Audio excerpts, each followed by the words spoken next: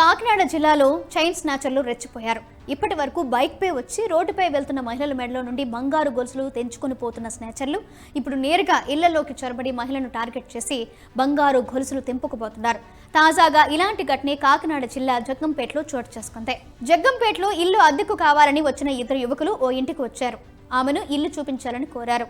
ఆమె ఇంటి తలుపులు తీసి గదులు చూపిస్తూ ఉండగా వారిలో ఒకరు ఆమె మీద మత్తు మందు స్ప్రే చేశారు. అనంతరం ఆమె మెడలో ఉన్న మంగళసూత్రం, నల్లపూసల తాడు తెంపుకొని వెళ్లారు. ఈ క్రమంలో బాధితురాలు సుబ్బలక్ష్మి మెడకు గాయాలయ్యాయి. కాసేపటికి తేరుకున్న బాధితురాలు వెంటనే పోలీసులకు ఫిర్యాదు చేసింది. సీసీ ఫుటేజ్లో దుండగులు పారిపోతున్న దృశ్యాలు రికార్డు కావడంతో ఆ దిశగా పోలీసులు విచారణ మొదలుపెట్టారు.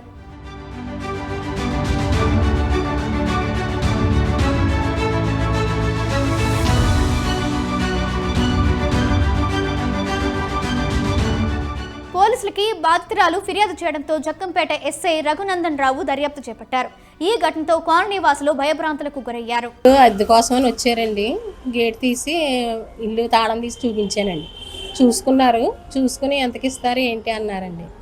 సరే చెప్పానండి. అది చెప్పిన తర్వాత తగ్గించరా అని అడిగారు. అంటే ఇంకా నేను తగ్గించమని అన్నాను. సరే అని ఒక అతను గమ్మును నా దగ్గరికి వచ్చి స్ప్రే కొట్టేసాడండి. స్ప్రే కొట్టేసి అప్పుడు ఇంకో అతను కూడా వచ్చేసాడు ఇంకో రూమ్లోంచి. వచ్చి ఇద్దరు కింద పడుకోబెట్టేసి కోసేసారండి. మెడలో పుస్తులు తాడు, నల్లపూసలు కోసేసి ఇద్దరు తలుపులు జారేసేసి పరిగెట్టుకుంటూ పారిపోయారండి. నేను ఇంత ముందు ఒకసారి వచ్చారండి. శుక్రవారం ఒక ఆడవాడిని తీసుకొచ్చాడు.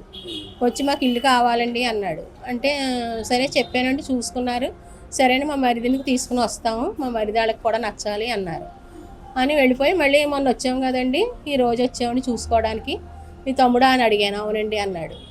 అన్నాక సరే అని చూపించానండి. చూపించాక గవ్వ వచ్చి ఒకసారి స్ప్రే కొట్టేసాడండి.